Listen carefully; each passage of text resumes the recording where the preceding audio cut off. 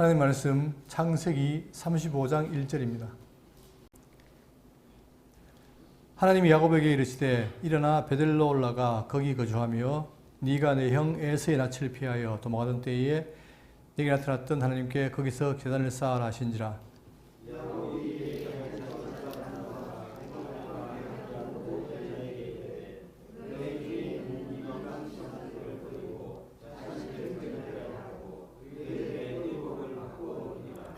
우리가 일어나 베델로 올라가자 내 환난 날에 내게 응답하시며 내가 가는 길에서 나와 함께 하신 하나님께 내가 거기서 제단을 쌓으려 하노라 하며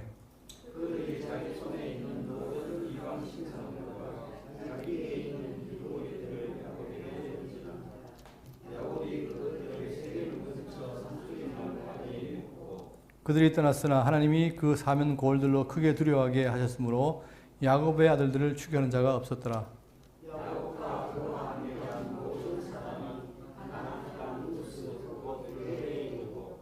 그가 거기서 제단을 쌓고 그것을 엘베딜이라 불렀으니 이는 그의 형의 낯을 피할 때에 하나님이 거기서 그에게 나타났음이더라. 류가의 유모 드보라가 죽음에 그를 베델 아래에 있는 상수리 나무 밑에 장사하고 그 나무 이름을 알론 바골이라 불렀더라. 아멘. 우리 지금 창세기를 살피면서 지난 시간까지 하나님이 바단 아람에서 돌아온 야곱, 결국 약속대로 그가 가나안 땅 세겜에 정착했습니다. 정착했는데 문제는 뭐냐면 야곱이 하나님께 서운한 그 언약을 잊어버린 거예요. 한 10년 동안 살면서 잊어버리고 결국은 사람이 어려울 때는 여호와께 의지하지만 힘차게 평안하면 또 잊어버리잖아요. 그것처럼 야곱도 잊어버리고 지금 세월이 지났습니다. 그때에 바로 이 땅에 디나가 강을 당했고 그로 인해서 아들들이 그 세겜 땅 사람들을 도륙했죠. 그래서 결국은 야곱도 그렇고 주변 그들의 입지가 좁아졌습니다. 그때에 하나님이 나타나서 그에게 베델 서원을 말씀하십니다.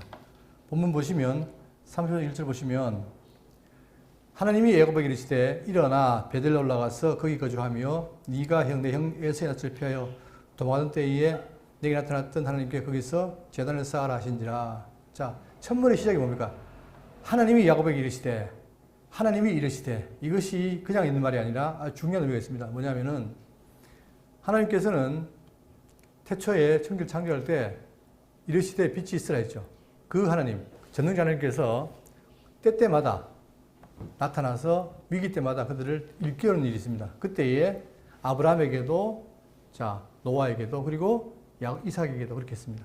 그 말은 뭐냐면 창세기 6장 10절 보시면 그때 온 땅이 하나님 앞에 부패하여 포악함이 땅에 가득한지라 하나님이 보신즉 땅이 부패하였으니 이는 땅에서 모든 혈육 있는 자의 행위가 부패함이었더라.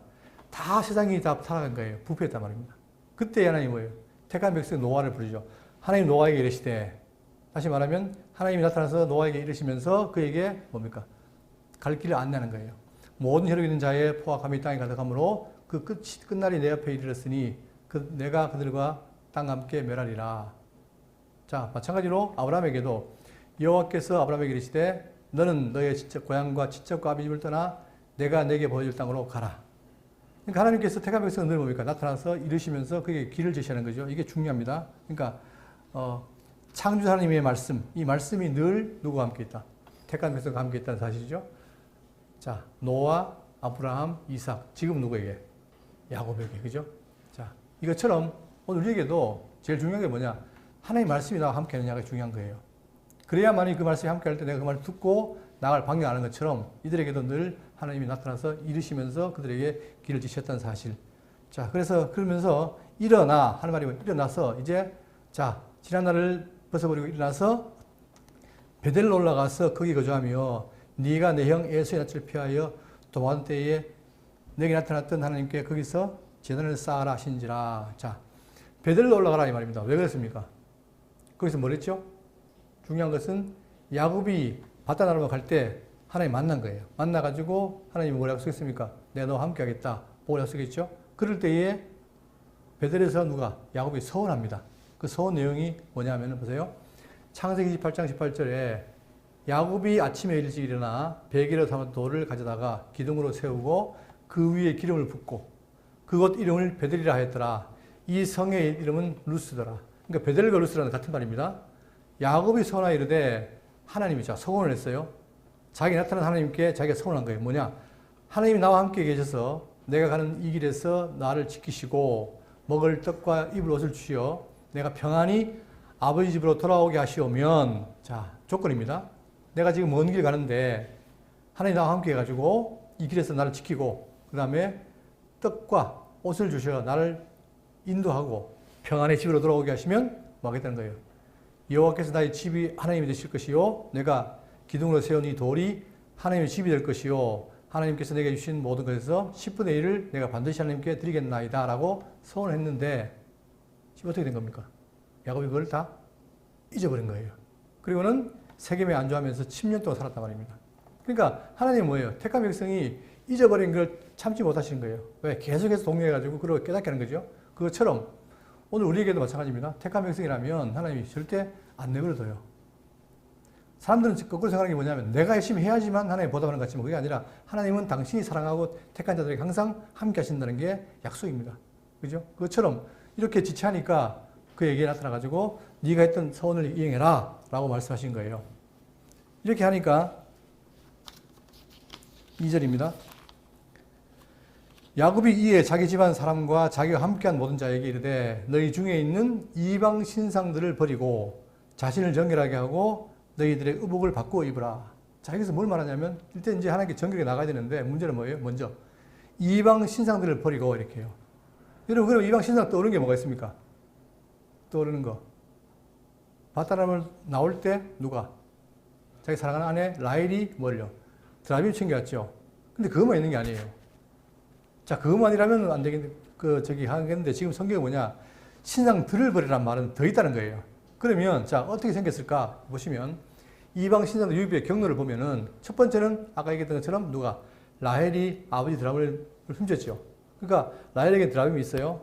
그걸 끝나는 게 아니라, 자, 창세기 30장 실제로 보시면, 야곱이 심히 두렵고 답답하여 자기와 함께한 동행자와 양과 소와 낙타를 두 떼로 나누고, 자, 함께 올 때 누가 왔느냐면 분명히 자기 아내와 아들도 있지만 누가 있어요? 함께한 동행자. 이게 누구냐? 바로 그 바다나람에서 얻은 노비입니다. 노비. 같이 오다 보니까 자, 노비는 하나님 알아요? 몰라요? 모르죠. 그리고 당연히 거기서 살다면서 그들은 뭐예요? 우상 섬겼단 말입니다. 그러니까 그들도 당연히 우상 갖고 왔겠죠. 또 세 번째는 뭐냐면 지난 시간에 그들이 누굴 노력합니까? 세겜 땅을 도륙하고 그 사람들에게 뭘 했어요? 자, 여기 보시면 34장 27절 보세요. 야곱의 아들 열아들이 그 시체에 있는 성읍으로 가서 노력하였으니 이는 그들이 그들의 누이를 더럽힌 까닭이라. 디나를 강간했다고 해서 그 마을을 이제 다 도륙했잖아요. 그때 그들이 양과 소와 나귀와 그 성읍에 있는 것과 들에 있는 것과 그들의 모든 재물을 빼앗으며, 자, 뭘 빼앗습니까? 그들의 모든 재물을 빼앗았는데 당연히 이들은 가나안 족속이기 때문에 뭐가 있어요? 우상이 있는 거란 말이에요. 그러니까 지금 야곱이 하나님 잊어버리고 10년 동안 살면서 자기가 데려온 노비, 그 다음에 그 노략물 등등 해서 지금 그들에게 뭐예요?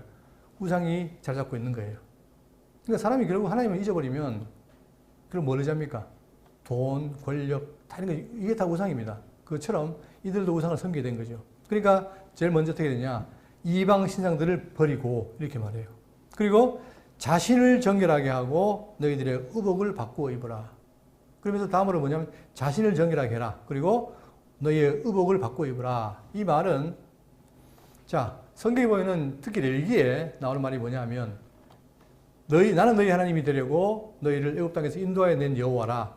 내가 거룩하니 너희도 거룩할지어다. 자, 이게 대명제입니다. 하나님 어떤 분이에요? 거룩한 분이에요. 그런데 인간은 타락해서 죄인 됐죠. 그렇지만 내가 함께하는 백성은 어떻게 해야 돼? 내가 거룩하게 할 테니까 너희도 어떻게 해라? 거룩할지어다. 그러니까 지금 요즘 제가 제 눈에는 이 거룩이라는 말이 너무 많이 띄어요. 이게. 이 성경에도 보면서 거룩이를 말 뺄 수가 없는데 지금까지는 왜 안 봤는지 모르겠는데 이 거룩이 너무나 많아요. 그러니까 결국은 택한 백성을 불러서 하나님이 어떻게 하느냐? 그들을 거룩하게 해서 나와 함께 하겠다. 이거란 말입니다. 근데 그 거룩을 내가 하는 게 아니라 하나님이 하신다는 얘기죠. 자, 그러니까 그 방법이 뭐냐면은 출애굽기 19장 14절에 모세가 산에서 내려와 백성에게 이르되 백성을 성결하게 하니 그들이 자기 옷을 빨더라. 이 옷을 빤다는 것도 성결하는 모습이고, 그 다음 에스겔 36장 25절에 맑은 물을 너에게 뿌려서 너희로 정결하게 하되. 그러니까 지금 아까 나왔잖아요. 자신을 정결하게 하고 너희 의복을 바꾸어 입으라. 이 말은 뭐예요? 하나님 앞에서 정결하게 해라. 즉 우상 버리고 정결하게 하라는 얘기죠. 자, 이것이 구약의 방법이었는데 결국 신약에 와서는 뭐냐? 히브리 10장 22절에 우리가 마음의 뿌림을 받아 악한 양심으로부터 벗어나고 몸은 맑은 물로 씻음을 받았으니. 그러니까 이제는 뭐냐? 과거에는 외형적인 어떤 씻음과 그 다음에 옷을 갈아입었지만 신약에 와서는 뭡니까? 우리의 더러워진 마음을 깨끗한 게 중요하다. 결국 이것이 다 하나님 앞에 나가는 거룩의 출발입니다. 자, 이렇게 한 다음에 바꿔 입으라 했죠? 3절입니다. 우리가 일어나 베들로 올라가자 내 환난 날에 내게 응답하시며 내가 가는 길에서 나와 함께 하신 하나님께 내가 거기서 제단을 쌓으려 하노라. 이제 야곱이 정신이 든 거예요.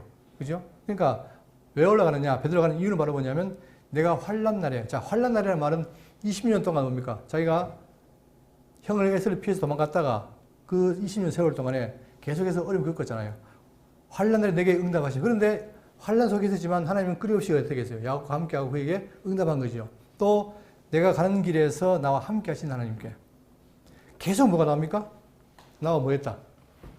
나와 함께 했다.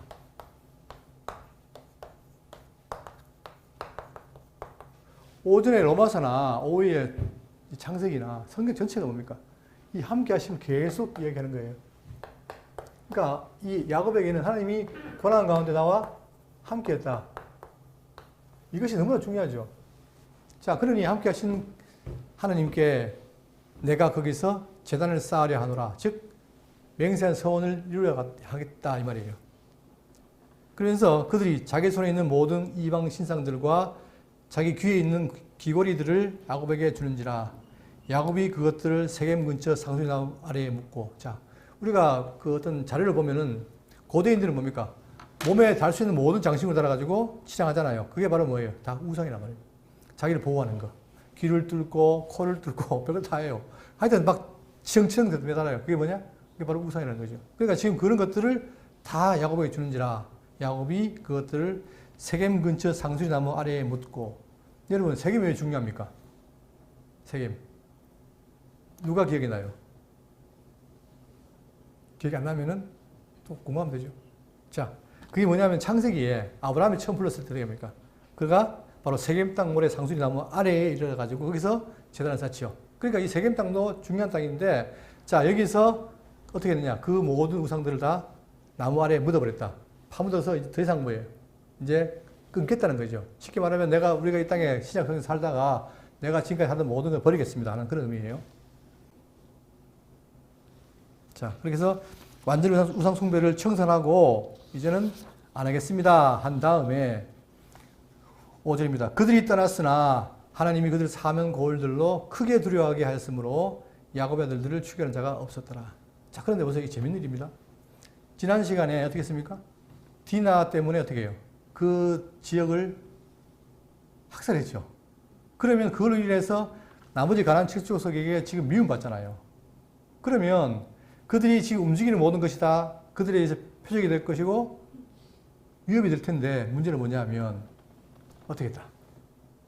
이게 우리가 신앙인들이 갖고 있는 힘입니다. 뭐냐면은 자, 이제 그들이 이제 세겜 땅으로 베들로 갑니다. 갈 때 뭐가 있어요?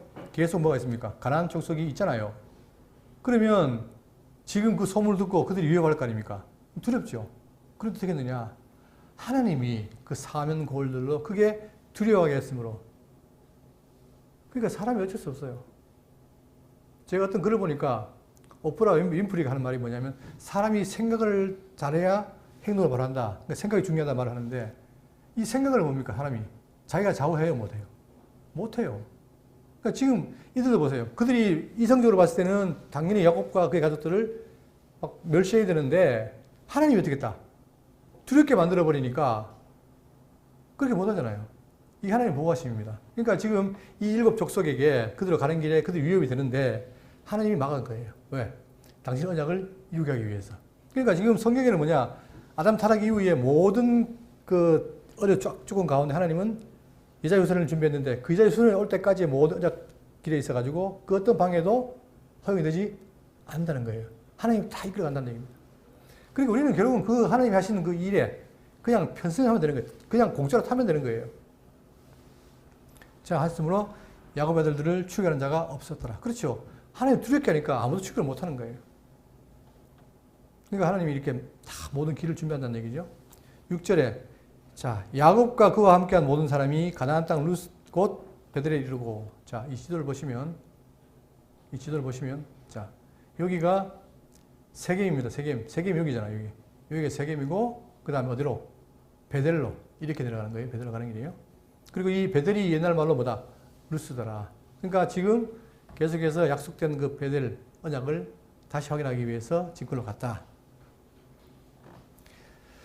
자, 그가 거기서 제단을 쌓고 그곳을 엘 베델이라 불렀으니 이는 그의 형의 낯을 피할 때에 하나님이 거기서 그에게 나타났습니다. 자, 그러면서 뭐 했느냐? 이 베델이 이르러서 뭐 했다고요? 그것을 어떻게 했다? 엘 베델이라 불렀으니. 자, 베델인데 앞에 뭐가 있습니까? 엘이 뭐예요? 하나님이에요. 그러니까 베델의 하나님 이렇게 된 거죠. 자, 그러면 왜 갑자기 지금 야곱이 엘 베델을 불렀을까? 우리는 껍데기에 글을 보면서 그 속에 이유를 알아야 되잖아요. 그죠? 왜 불렀습니까? 여기는 뭐가 있어요? 야곱의 지난날에 대한 고백이 포함되어 있는 거예요. 자, 여기 보세요. 창세기 28장 10절에 야곱이 브엘세바를 떠나 하란으로 향해 가더니 한 곳에 이르러는 그게 베델이에요. 해가 진지라 거기서 유숙하려고 그곳 한 돌을 가져다가 쭉 얘기합니다. 딱 끝나고 나중에 보세요. 14절 내 자손이 땅에 티끌같이 되어 네가 서쪽과 동쪽과 북쪽과 남쪽으로 퍼져나갈지며 땅의 모든 족속이 너와 내 후손에게 자손을 말미암아 복을 받으리라. 네가 너와 함께 있어 네가 어디로 가든지 너를 지키며 너를 이끌어 이방 땅으로 돌아오게 할지라. 내가 내게 허락하는 것을 다 이루기까지 너를 떠나지 아니하리라 했잖아요. 그죠? 이것이 어떻게 된 거예요, 지금? 이것이 지금 현재 야곱에게 이루어진 거죠. 그러면 지금 야곱이 바단 아람 가서 지금 세겜 땅을 거쳐서 베델까지 온 것은 누구의 은혜다? 하나님의 함께 하심과 은혜란 말입니다. 그러니까 자기는 지금 베델에 와서 정말 내가 떠날 때 하나님이 함께 하게 됐는데 진짜 지금까지 내 삶에서 하나님이 함께 했습니다. 그러니 당신은 베델의 하나님입니다. 라고 고백하는 거죠. 그러니까 이 야곱의 고백처럼 우리도 뭡니까? 정말 하나님이 엘 베델이라는 것이 우리에게도 고백이 있어야 되죠. 정말 하나님이 그렇게 하신다더니 이렇게 했습니다. 라는 고백이 우리에게 나와야 돼요. 이게 쉬운 게 어려운 게 아니란 말입니다. 우리가 살면서 다 경험할 수 있는 거예요. 자.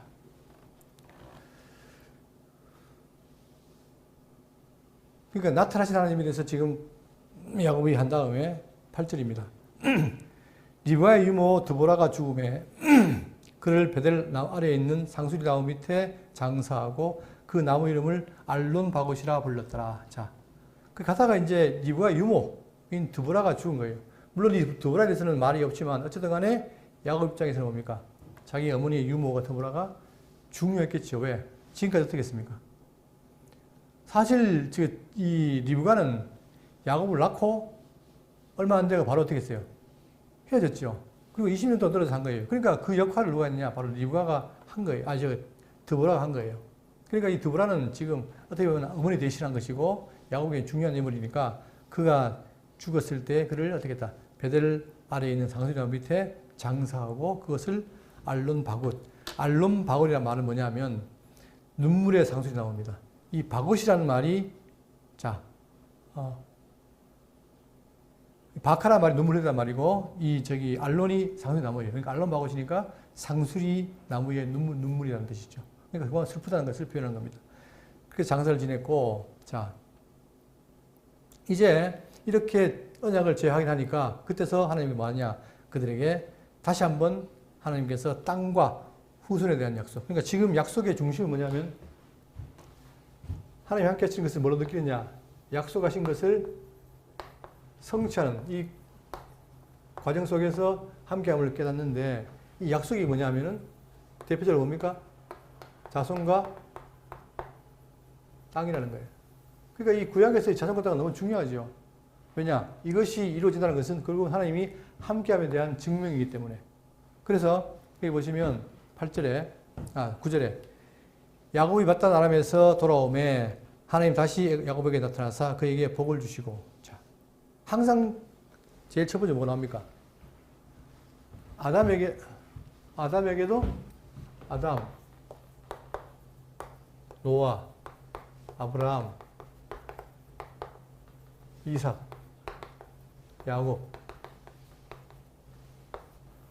맨 먼저 뭘 얘기해요?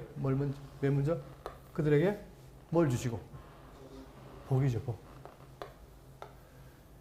이게 그러니까 우리가 복을 받으려고 애써 받는 게 아니라 하나님이 복을 준 거예요. 사랑하시니까 복을 주시며 시작하잖아요.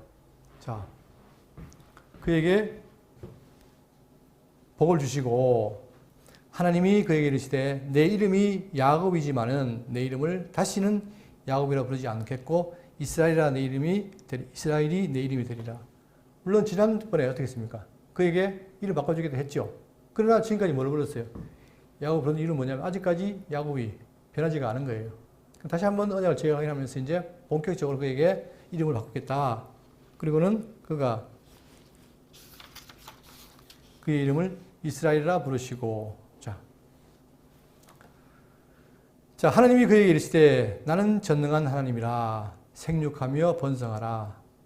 한 백성들의 총회가 내게서 나오고 왕들이 내 을에서 나오리라.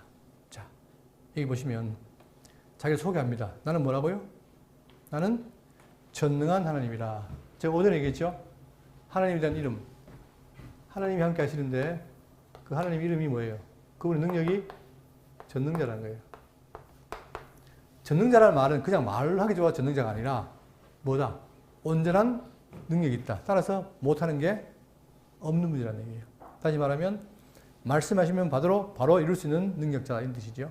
그래서 오전에 제가 그 명칭, 하나님의 명칭을 말했는데 출애굽기 3장 14절입니다.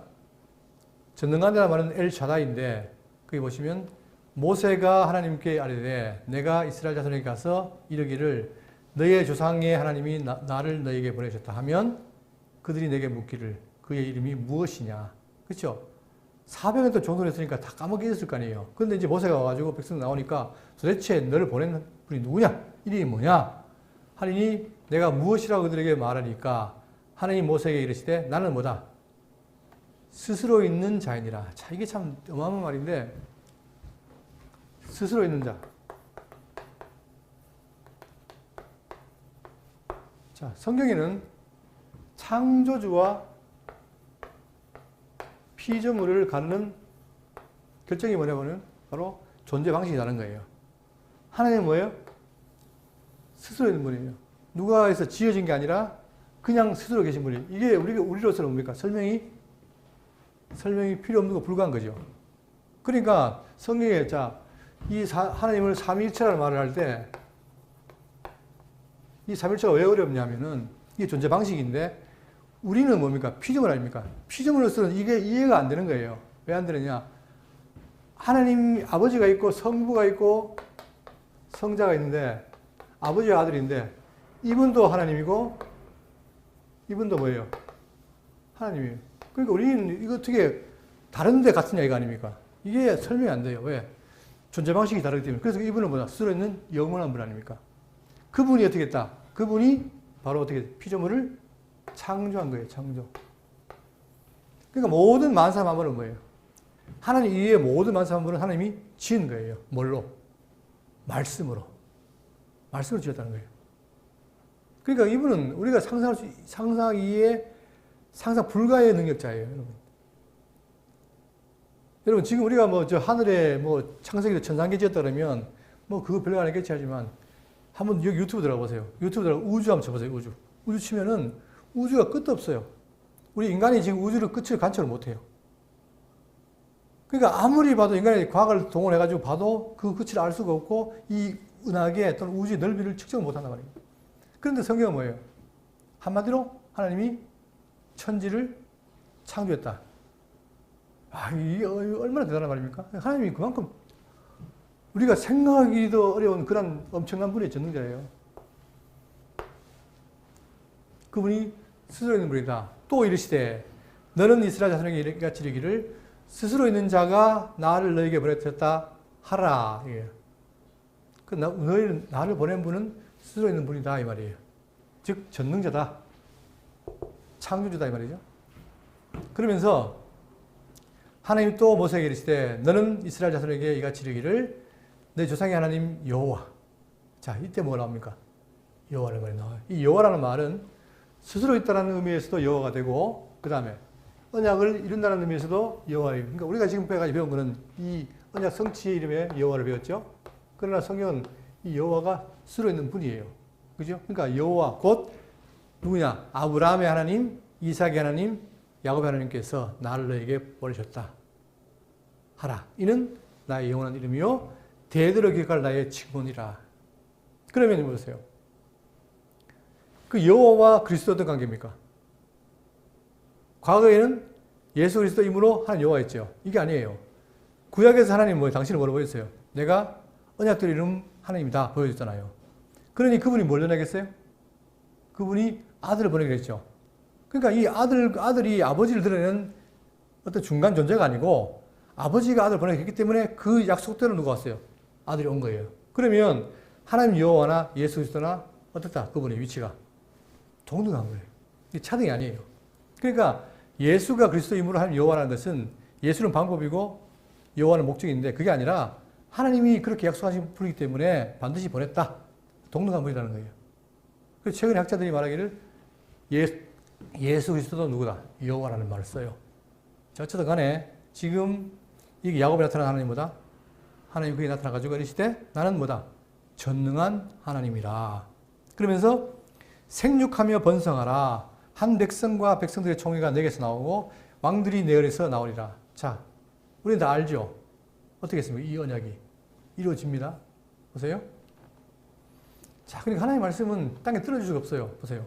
창세기 40장 26절에 보시면 야곱과 함께 애굽에 들어간 자는 야곱의 며느리들 외에 66명이니 이는 다 야곱의 모에서 태어난 자이며 애굽에서 요셉이 낳은 아들은 2명이니 야곱의 집 사람은 애굽에 이른 자가 모두 얼마?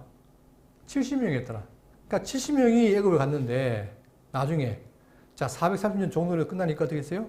출애굽기 12장 36절에 여호와께서 애굽 사람에게 이스라엘 백성에게 은혜를 입히게 하사 그들이 구하는 대로 주게 하심으로 그들이 애굽 사람의 물품을 취하였더라.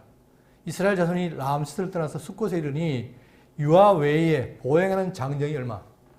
60만 가량이에요.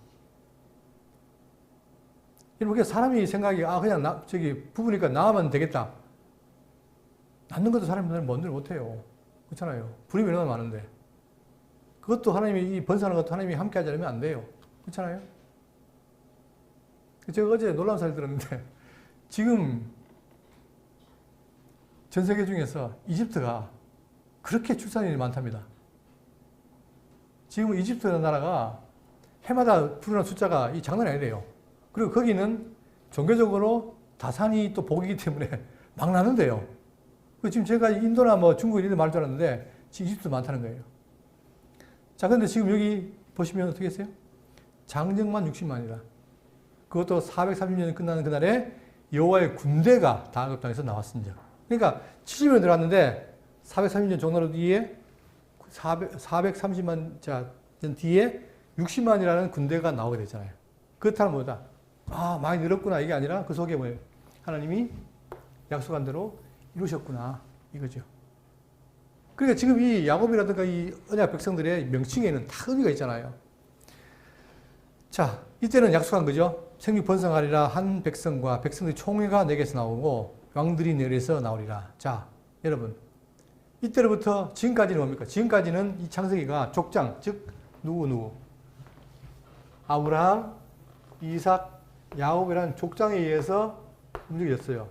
그런데 아까 야곱을 뭐라고 했습니까? 이름을 이스라엘이죠? 이스라엘한테 몇 명이에요? 몇 명? 12명이잖아요.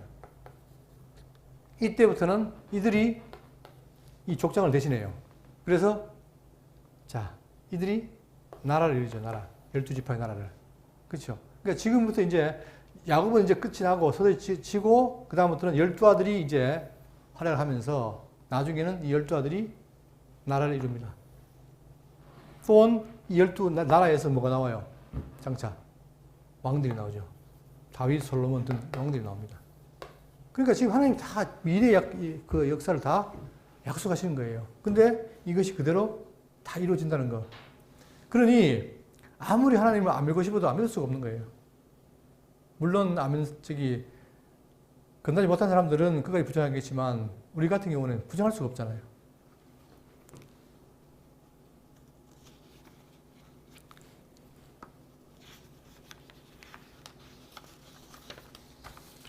(12절입니다) 내가 아브라함과 이삭에게 준 땅을 내게 주고 내가 내 후손에게도 그 땅을 주리라. 계속 언약이 이루어지면서 계승되는 거죠. 자, 그러니까 이사야의 말씀처럼 풀은 마르고 꽃은 시드나 우리 하나님의 말씀은 영영이 서리라는 말씀처럼 하나님의 말씀은 절대 땅에 떨어지지 않습니다. 계속 유효한. 13절 하나님이 그와 한 말씀하시던 곳에서 그를 떠나 올라가신 자. 이제 언약 재개한 다음에 축복한 다음에 하나님은 뭐예요? 올라가세요. 그러니까 이제 야곱이 어떻게 되냐? 14절에 야곱이 하나님이 자기와 말씀하시는 곳에 기둥, 곧 돌기둥을 세우고 그 위에 전제물을 붓고 또 그 위에 기름을 붓고 의식을 행하면서 하나님이 자기가 말씀하시는 곳에 이름을 베들이라 불렀더라. 약속대로 하나님의 집이라는 사실을 더 확인하는 거죠. 자, 이렇게 해서 이제 베들 언약을 다시 재행하고 그게 축복받는 장면이 지금 소개됐습니다. 그 이후에는 뭐가 나오냐면 자 16절 그들이 베들에서 길을 떠나 에브라스에 이르기까지 얼마간 거리를 둔 곳에서 라헬이 해산하여 되어 심히 고생하여. 자, 지금까지 야곱이 바다나람에서 올 때 아들이 몇 명입니까? 11명이죠. 그리고 딸 하나 디나 있죠. 자, 이제 12명이 되기 위해서 완벽하기 위해서 누가 나야 돼요? 예, 베냐민이 나야 됩니다. 그 장면이 소개되고 있습니다. 자, 그런데 여기서 어디로 갔느냐 하면 이 그림 보시면 자, 여기가 작은데 여기가 베들이에요. 베들이고 그 다음에 여기는 안 나오는데 여기 보세요. 여기 뭐 요 작은 데 나오죠. 뭐가 나옵니까 이게? 베들레헴 보여요? 안 보여요? 요거 이게 표시가 안 되네. 여기 베들레헴. 베들에서 베들레헴 들어오는 거예요. 그런데 자, 베들에서 길을 떠나 에브라스에 이르기까지 얼마간 거리를 둔 곳에서 라헬이 해산하여 심히 고생하여. 자, 근데 여기 에브라시 바로 뭐냐? 에브라시 베들레헴입니다. 기억하세요? 에브라시 베들레헴이에요. 이 에브라시 역사의 의미가 뭐냐면 이게 중요합니다. 지금 그들이 옮기는데 이 에브라스의 의미가 바로 뭐냐면 결론적으로 말하면 뭐예요? 이 에브라스 누가 납니까? 예수 그리스도 출생이에요. 거슬러 올라가 보면은 룻기에는 뭐냐면 보아스가 나오고 룻이 나오죠. 근데 원래 보아스와 룻은 서로 관계가 있어요, 없어요? 없잖아요. 그런데 이 룻 집안이 엘리멜렉 집안이 뭐가 돼요? 대가 끊겨버렸죠. 그걸 보아스가 계대 결혼을 통해서 그 집안에 있잖아요. 그때에 보아스가 증인을 삼습니다. 내가 해야 되겠느냐고 증인을 하면서 성문에 있는 모든 백성과 장로들이 이르되 우리가 증인이 되나니 여호와께서 내 집에 들어간 여인으로 이게 룻인데 이스라엘 집을 세운 라헬과 레아 두 사람 같게 하시고 네가 에브라스에서 유력하고 베들레헴에서 유명하게 하시를 원한다. 즉 이 보아스라는 사람이 어디 사람입니까? 바로 에브락 베들레헴 사람인 거예요. 그로 인해서 쭉 이어지는데 누가 나와요? 바로 이새가 누구죠? 다윗의 아버지죠. 그러니까 보아스 그 다음에 이새가 나와요. 오벳 다음에 이새가 나오고 다윗인데 결국은 뭐냐? 같은 집안이란 말입니다. 사무엘상 16, 17절에 사울이 신하에게 이르되 나를 위하여 잘 타는 사람을 내게로 데려오라 하니 소년 중 한 사람이 대답하여 이르되 내가 베들레헴 사람 이새의 아들을 본즉 숨을 잘 탈 줄 알고 용기와 무용과 구별이 있는 준수한 자라 여호와께서 그와 함께 계시더이다 하더라. 그러니까 이게 결국은 다윗 수치라는 거죠. 다윗이 바로 뭐예요? 에브라스 사람이에요. 이새의 아들. 자, 그것처럼 자, 다윗도 에브라스 사람이고 나중에 마태복음 2장 1절에 헤롯 왕 때에 예수께서 유대 베들레헴에서 나심에 동방으로부터 박사들이 예루살렘에 이르러 말하되 결국 예수님이 베들레헴 출생한 거죠. 그러니까 지금 역사적으로 이 베들레헴은 중요한 의미가 있습니다. 근데 여기서 지금 가다가 라헬이 해산했는데 심히 난산을 한 거예요. 왜 그렇겠습니까? 그 이유는 뭐냐면 첫 번째, 라헬이 지금 나이가 많이 든 거예요. 그러니까 요셉 낳고 17년 뒤니까 꽤 시간이 지났잖아요. 그때 이제 세월이 지났기 때문에 그렇기도 하고 또 지금 그들이 이동하는 길이죠. 그러니까 굉장히 지금 아이 낳는 것이 힘들었습니다. 그가 난산을 지음에 산파가 그에게 이르되 두려워하지 말라. 지금 네가 또 등남하느니라 하며. 자, 근데 아들 낳는 건 좋은데 어떻게 했습니까? 상황이. 그가 죽게 돼요. 그의 혼이 떠나려 할 때에 아들의 이름을 베논이라 불렀으나 그의 아버지는 그를 베냐민이라 불렀더라. 자, 라헬이 기대하던 아들 낳았는데 자기가 너무 힘들어 고통스러워 죽게 되니까 아들 이름 뭐라 했어요? 베논이라 했어요. 베논이. 그런데 아버지는 뭐였다? 베냐민을 불렀습니다. 그 베냐민이 뭐냐 하면, 자, 베냐민은 슬픔의 아들이라는 말이에요. 지금 상황이 슬프다는 거죠. 그래서 슬픔의 아들을 불렀는데, 누가? 야곱이 뭐라고 그럽니까? 베냐민. 이 말은 뭐예요? 오른손의 아들이다. 즉, 좋은 의미죠. 이렇게 된 거예요. 결국은 이 낳게 되는 이 아들을 통해서 좋은 의미의 이름을 줍니다. 자, 이렇게 해서 라헬이 죽음에 에브랏 곧 베들레헴 길에 장사되었고, 자, 라헬이 결국 죽게 되고 자기 할 일을 다 한 거죠. 마지막으로 베냐민을 낳고 죽었습니다. 그리고는 베들레헴 길에 장사된 거예요. 자, 이게 좀 이상하잖아요. 왜 베들레헴에 이 길에 됐을까요? 원래 어디 가야 되는데? 지금까지 누구와? 아브라함, 이삭 다 어디 갔어요? 막벨라울 아닙니까? 근데 라헬은 그냥 베들레헴 길에 장사된 거예요. 그런데 그 이유는 뭘까요? 굳이 찾는다면 라헬은 본처입니까 아닙니까? 아니죠. 두 번째잖아요. 이런 건 의미가 있는 거죠. 그래서 지금 그 장사된 곳에 야곱이 라헬의 묘에 비를 세웠더니 지금까지 라헬의 묘비라 일컫더라. 자, 이것이 그냥 이야기가 아니고 실질적으로 지금 어디 가면 이스라엘 땅에 가면은 이게 라헬의 무덤입니다. 여기가 무덤 들어가는 길이에요. 이게 통로고 여기 쌓인 곳이 무덤입니다. 물론 이게 뭐 그들이 물론 알아서 했겠지만 이게 지금 라헬의 묘예요. 현재 있는 이스라엘에 있는. 그러니까 이것은 그냥 이야기가 아니라 실제로 존재하는 것이다 라고 하시면 되겠고, 21절 이스라엘이 다시 길을 떠나 에델 망대를 지나 장막을 쳤더라. 이스라엘이 그 땅에 거주할 때에 르벤이 가서 그 아버지의 첫 빌라와 동침하매 이스라엘이 이를 들었더라. 야곱의 아들은 12이라. 그러니까 이걸 보시면, 자, 12아들인데 그 중에 르벤이 뭡니까? 장남 아니에요, 장남. 장남이 누구와? 아버지의 첫 빌라와 어떻게 했다? 동침했습니다. 그러니까 아버지의 여자를 건드린 거죠. 이게 결코 올바른 일이 아니잖아요. 이걸 보면은 하나님이 야곱과 아들을 택했을 때 그들의 행위가 선하기 때문에 택한 건 아니에요. 관계없이 하나님 택한 거예요. 그런데 택한 백성조차도 어떻게 한다? 살면서 이런 일을 저질러요. 그럴 때 하나님은 뭐예요? 저지름에도 불구하고 그를 보호하는 거죠. 자, 그런데 이 일로 인해 가지고 어떤 일이 벌어지느냐? 레위기 20장 11절에 누구든지 그의 아버지의 아내와 동침하는 자는 그의 아버지 하체를 범하였은즉 둘 다 반드시 죽일지니 그들의 피가 자기들에게로 돌아가리라. 이 일로 인해서 결국 나중에 아버지 야곱이 12아들을 예언을 할 때 뭐라고 합니까? 르벤에게서 하는 말이 뭐냐면, 르벤아 너는 내 장자요 내 능력이요 내 기력의 시작이라.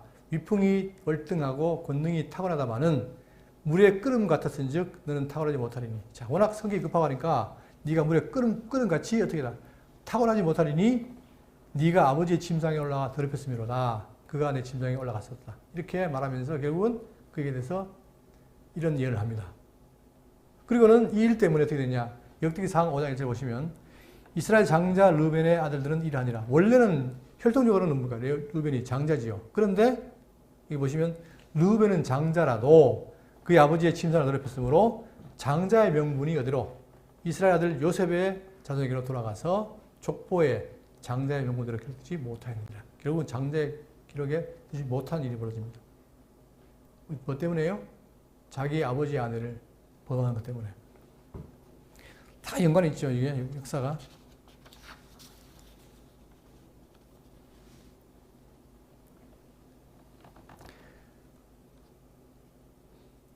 다시 보면 21절. 이스라엘이 그 땅에 거주할 때에 르우벤이 가서 그 아버지의 첫 비라와 동침하며 이스라엘이 이를 들었더라. 야곱의 아들은 12이라. 자, 여기서부터 이제 12이라는 말을 쓴 이유는 뭐냐면 이제부터 족장의 시대가 이제 막을 내리고 점점 야곱 때부터 이제 12아들의 시대로 옮긴다는 거예요. 그러니까 사실 창세기가 족장의 역사 아닙니까? 그러니까 아담, 노아 다음에 아브라함, 이삭, 야곱 그리고 12아들. 그죠? 그래서 마지막에 요셉이 어떻게 됩니까? 총리로 가서 그들이 다 구원받죠? 그리고는 430년 차니까 출애굽기에 이제 출애굽 환장에 나오잖아요. 그러니까 시대가 바뀌는 거예요, 이제.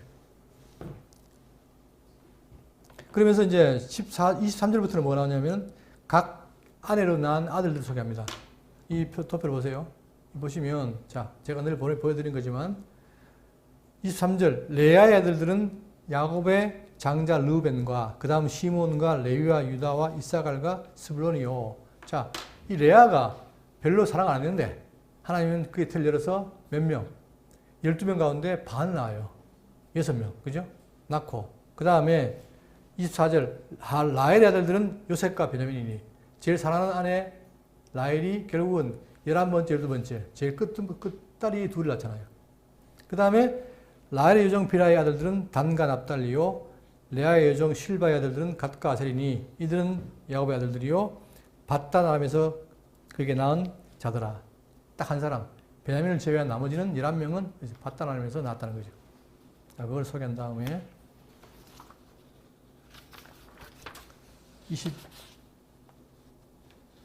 7절입니다. 야곱이 기랏 아르바의 마므레로 가서 그의 아버지 이삭에게 이르렀더니 기랏 아르바는 곧 아브람과 이삭이 거류하던 헤브론이라. 헤브론도 중요한 땅이죠. 헤브론. 자, 그러니까 기랏 아르바의 마므레로 가서 그의 아버지 이삭에게 이르렀으니 이제 아버지가 상봉하는 겁니다. 기랏 아르바는 곧 아브람과 이삭이 거류하던 헤브론이라. 결국은 이들의 어떻게 보면 거쳐야 되는 거예요. 이삭의 나이가 180세라. 자, 180세 드디어 어떻게 됩니까? 그가 나이 많아 죽게 됩니다. 그래서 29절 이삭의 나이가 많고 늙어 기운이 다함에 죽어 자기 열조에게로 돌아가니 그의 아들 에서와 야곱이 그를 장사하더라. 그동안 떨어졌던 에서와 다시 야곱이 만나가지고 아버지를 뭡니까? 장사지요. 그런데 여기서 뭐라 그래요? 열조에게로 돌아가며 계속 그들을 그렇게 표현합니다. 그들은 뭐예요? 비록 몸은 죽지만 계속해서 이어지는 걸 말하는 거죠. 다시 말하면 신약과 다르지만 구약에 계속해서 살아있음을 표현하는 겁니다. 자, 그러면서 그를 장사했는데 어디입니까? 장사한 곳이 자, 여기 나오죠. 창세기 23장 17절에 마므레 앞 막벨라에 있는 에브론의 밭 곧 그 밭과 거기에 속한 굴과 그 밭과 그 주위에 들 모든 나무가 성문에 들어온 모든 해쪽 속이 보는 데서 아브라함의 소유로 확정된지라. 이제 거기 땅을 산 거예요. 막벨라 굴. 그러니까 이것은 지난번에 얘기했지만 이제 가나안 땅에 한 평도 없던 아브라함에게 드디어 땅이 주어진 것은 장차 이 땅을 차지하게 될 것에 대한 하나의 표시죠. 그래서 이제 아브라함이 그 땅을 삽니다. 사서 이 땅에다가 이 막벨라 굴에다가 어떻게 되냐. 자, 창세기 49장 30절에 이 굴은 가나안 땅 마므레 앞 막벨라 밭에 있는 것이라. 아브라함이 햇사람 에브론에게서 밭과 함께 사서 그의 매장지를 삼았으므로 여기에 아브라함, 사라, 이삭, 리브가. 그러니까 지금 아브라함, 야곱의 부모, 조부모가 다 이 묻힌 거죠. 근데 지난번 아까 얘기했지만 라헬은 어떻게 안 묻혔죠? 그러나 나중에 보시면 창세기 뒤에 보시면 어떻게 돼요? 지금 현재 자 야곱이 죽습니다. 어디에서? 예? 어디요? 자, 돌발 퀴즈입니다. 어디서 죽습니까? 야곱이. 애굽에 죽잖아요. 애굽에. 애굽에서 죽는데 나중에 나갈 때 어떻게 해요? 자기 시체를 가지고 어디에 지냅니까? 다시 돌아올 때 여기다가 장사를 지냅니다. 그렇기 때문에 이 막벨라는 굉장히 중요한 거죠. 그래서 결국은 지금 이렇게 끝납니다. 아까 얘기했던 것처럼 이제 지금 35장까지 자 길게 27장부터 35장까지는 긴 역사입니다. 이게 바로 야곱 역사인데 이 야곱 역사를 통해 뭘 말하느냐. 하나님이 어려운 가운데도 야곱을 지키고 보호해서 결국 그에게 복을 주셨다. 이거예요. 그리고는 다음 시간에 뭐 나올까요? 부록으로 에서의 족보가 나옵니다. 하나님이 이에서도 어떻게 돼요? 나름대로 일반적으로 보여줍니다. 그리고는 그 다음부터는 이제 본격적으로 12아들의 역사가 나와요. 이게 창세기예요. 그런데 분명히 이야기지만 우리가 볼 것은 뭐냐? 그 이야기가 뭐예요? 이 지금 족장들 간에 여기서 계속해서 뭐가 이어진다? 하나님의 뭐가요? 언약. 언약이 계속 이어지는 거예요. 그러니까 우리는 이걸 봐야 돼요. 하나님 언약이 있으니까 하나님은 계속해서 이들을 어려운 가운데서도 어떻게 한다? 지켜보호하시고 12아들도 결국 다 지켜보호하죠. 그러니까 지금 이들을 보호하는 방법이 뭐냐? 나중에 요셉이 뭡니까? 애굽에 발려가잖아요. 발려가서 애굽 왕의 어려움을 해결해주고 총리가 되죠. 그래서 또 그게 보호했다가 나오게 되고. 그러니까 이 모든 역사가 하나님이 뭐예요? 그들을 보호하는 역사다. 그러니까 역사는 뭐냐? 하나님께서 주관하시는데 그분이 택한 백성의 중심으로 언약을 맺고 그 언약을 이어가는, 계승하는 것이 너무 중요하다는 사실. 그러면 구약에 이런 것처럼 우리도 뭡니까 지금? 우리도 이 언약의 줄기에 무임승차한 거예요. 맞죠? 네? 그러면 아브라함이나 이삭, 야곱을 부러워할 게 아니라 우리도 뭐다? 우리도 같은 언약 백성이에요. 그게 우리가 확인된다면 비록 광야 생활하는 것이 우리에게 고통과 괴로움이 아닐 거예요. 그래서 우리가 창세기를 살피면서 정말 역사진 하나님, 우리의 배후에 계시고 함께 계신 하나님을 늘 기억하고 명심하고 살아가는 것이 너무 중요한 사실. 이렇게 구약에 됐던 것처럼 지금 우리도 하나님 언약으로 지키고 간다는 사실을 꼭 명심하시고 하루하루 한 걸음 한 걸음 나아가시기 바라겠습니다. 기도하겠습니다.